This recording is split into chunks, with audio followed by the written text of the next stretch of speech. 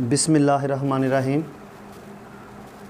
10th physics chapter number 1 में आज हम पढ़ेंगे wave as career of energy, कि वेव जो हैं वो एनर्जी को कैरी करती हैं। पीछे भी हमने पहले चैप्टर में स्टार्ट में भी पढ़ा था, वेव जो हैं वो एनर्जी को कैरी करती हैं। तो आज हम इसको डिटेल से पढ़ेंगे कि वेव जो होती हैं वो एनर्जी को कैरी करती हैं। तो इसमें हम देखेंगे कि जैसे हमने जो टॉपिक में से पढ़ा था, mass attach to a spring, उसके साथ हमने पढ़ा था simple pendulum, ball and board system. तो अगर हम देखें यहाँ पे, अगर हम सिंपल पेंडुलम में देखें, यहाँ पे हमने एक स्ट्रिंग ली, उसके साथ एक हमने मैस अटैच किया। अब अगर हम इस मैस को यहीं पे पड़ा रहने दें, इसको बिल्कुल डिस्टर्ब ना करें, इस पर कोई भी एक्सटर्नल फोर्स ना लगाएं, तो ये इसी हालत में पड़ा रहेगा।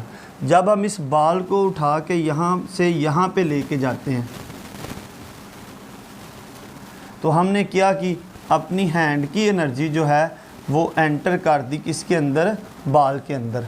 आपके हैंड की एनर्जी जो थी वो मुंतकिल किस में हो गई, बॉल के अंदर। तो अब पहले बॉल जहाँ पे था, अब उठा के यहाँ पे ले गए, तो अपने आपके हैंड की, आपकी मस्कुलर एनर्जी जो है वो चली गई इस बॉल में। जब आप इस बॉल को छोड़ते हैं तो बॉल जो है बड़ी तेज़ी से अपनी मीन पोजीशन और फिर यहाँ से आगे जाता है। तो यही मतलब किसी भी मीडियम में जब हम डिस्टर्बेंस पैदा करते हैं, डिस्टर्बेंस करते हैं, तो डिस्टर्बेंस की वजह से बॉल जो होता है वो अपनी मीन पोजीशन से आगे और पीछे मूव करता है। डिस्टर्बेंस की वजह से ही वेव पैदा होती है। यानी हम क्या होती है, vibration, vibratory motion, oscillatory motion. किसी भी मीडियम में आप किसी भी मीडियम के पार्टिकल को जब डिस्टर्ब करते हो, ठीक है, तो उसमें क्या पैदा हो जाती हैं, वेव। तो पार्टिकल में डिस्टर्ब करने का नाम जो है वो वेव है। तो अब यहाँ पे जो बात हो रही थी, अब जैसे ही आपकी हाथ की एनर्जी मूव होती है इस बॉल में, तो इस बॉल में एनर्जी आ जाती है और ये बॉल जो होता है वो अपनी मेन पोजीशन से आगे और पीछे हरकत करना शुरू कर देता है। जैसे अगर हम एक और देख लें, यहाँ पे ये हमने एक रस्सी ली है, यहाँ पे रस्सी अटैच है यहाँ पे। अब यहाँ पे आपने अपनी इसको हैंड एनर्जी दे दी, यहाँ पे मस्कुलर एनर्जी दे दी, मस्कुलर एनर्जी यहाँ पे मुंतकिल की। तो जो ही आपने यहाँ पे इस रस्सी को झटका दिया, ठीक है, तो यहाँ पे ऐसे करके वेव पैदा होना शुरू हो गई। मतलब आपकी मस्कुलर एनर्जी जो है वो इस रस्सी के अंदर, इस स्ट्रिंग के अंदर मूव करना शुरू हो गई। कैसे मूव हुई, जैसे यहाँ पे, अब यहाँ पे पार्टिकल, आपने इस पार्टिकल को डिस्टर्ब किया, तो अब जैसे ही आपकी हाथ ऐसे एनर्जी जो थी वो इसके स्ट्रिंग के अंदर, अगर हम देखें यहाँ पे, अब एक मालिक्यूल से दूसरे, दूसरे से तीसरे, तीसरे से आगे जो है वो एनर्जी जो है वो एक मालिक्यूल से दूसरे मालिक्यूल में मूव होना शुरू हो गई। यानी एनर्जी जो थी वो एक मालिक्यूल, जब एक मालिक्यूल में एनर्जी आ जाती है तो वो एनर्जी को अगले मालिक्यूल में मुंतकिल करना शुरू कर देता है। और जिस भी मालिक्यूल में एनर्जी आती है तो वो उस एनर्जी की वजह से उसकी पोजीशन जो होती है वो थोड़ी बुलंद हो जाती है। तो इस वजह से जो वेव जो होती हैं वो आगे मूव करना शुरू कर। पहले अगर रस्सी यहाँ पे खड़ी है तो वो खड़ी रहे, जब आपकी मस्कुलर एनर्जी इस रस्सी के अंदर मुंतकिल हुई तो उसके जो पार्टिकल थे वो डिस्टर्ब हुए, और डिस्टर्ब होने की वजह से उसमें वेव पैदा हुई, और जो पार्टिकल थे उन्होंने अपनी एनर्जी अगले पार्टिकल में मुंतकिल करते हुए वेव जो है वो आगे मूव करना शुरू हो गई।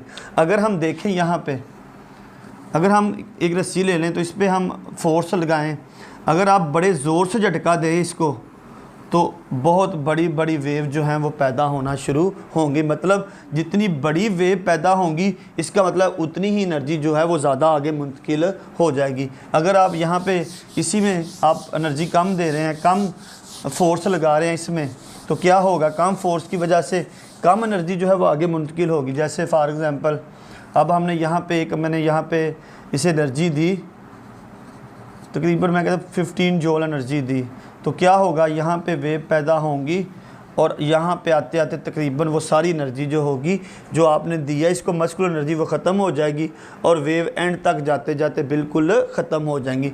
मतलब कम एनर्जी देने से वेव छोटी पैदा होती हैं और एनर्जी को कम मुंतकिल करती हैं, और ज़्यादा एनर्जी देने से बड़ी वेव पैदा होती हैं और ज़्यादा एनर्जी जो होती है वो मुंतकिल करती हैं।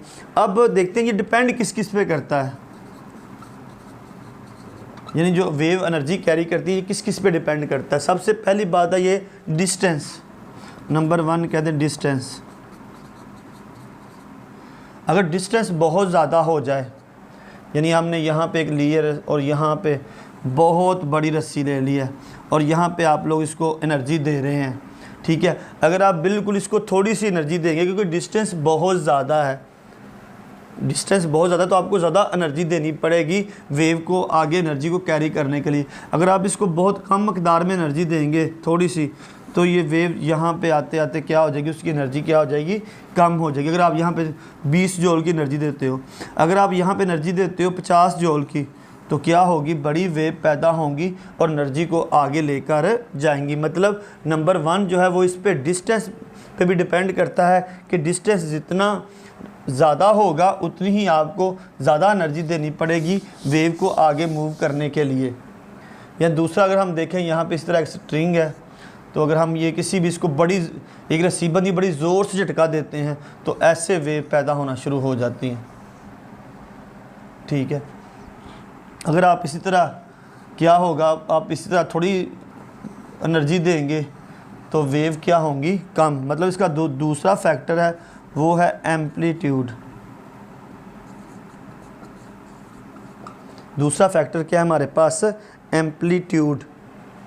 मतलब एम्पलीट्यूड क्या है, किसी भी मीन पोजीशन से उसकी मैक्सिमम जो डिस्टेंस है या डिस्प्लेसमेंट जो वो कवर करती है वो क्या होता है, उसका एम्पलीट्यूड। अगर यहाँ पर देखें तो बड़ी वेव पैदा हुई तो एम्पलीट्यूड क्या होगा, ज़्यादा होगा।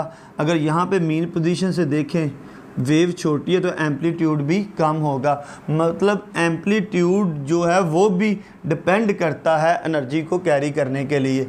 अगर एम्पलीट्यूड ज़्यादा होगा तो वेव ज़्यादा आगे मूव करेंगी, बड़ी वेव होंगी, ज़्यादा एनर्जी कैरी करेंगी। अगर एम्पलीट्यूड छोटा होगा, कम होगा, तो एनर्जी कम कैरी करेंगी। अगर एम्पलीट्यूड से आपको नहीं याद है तो फिर ये डायग्राम से देख लें कि अगर बड़ी वेव होंगी तो वो ज़्यादा एनर्जी कैरी करके लेके जाएंगी, अगर छोटी वेव होंगी तो वो कम एनर्जी कैरी करके लेकर जाएंगी।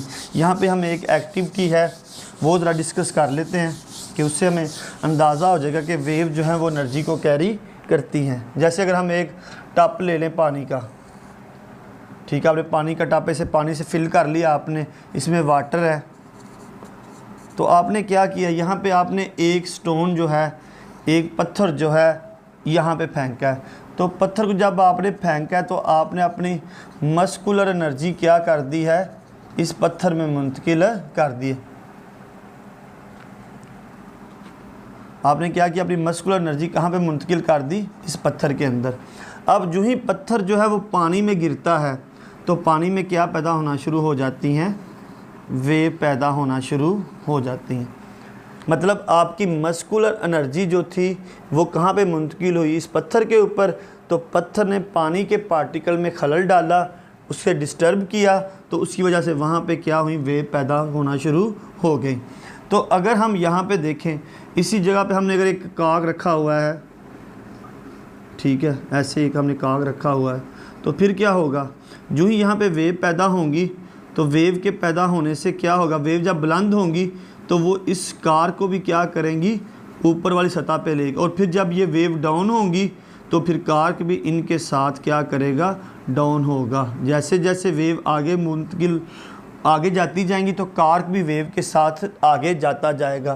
तो यहाँ से हमें क्लियर हो जाता है, क्योंकि कार्क भी वेव के साथ मूव कर रहा है, तो इसका मतलब वेव जो होती हैं वो एनर्जी को कैरी कर कर लेकर जाती हैं। लेकिन पहले वेव जो होती हैं वो पैदा किसकी वजह से, फोर्स की वजह से। मतलब हम उसको एनर्जी देते हैं और वो उसी एनर्जी को लेकर आगे कैरी करती हैं। तो आज का हमारा आर्टिकल था wave as carrier of energy, कि वेव जो है वो एनर्जी को कैरी करके आगे ले जाती हैं।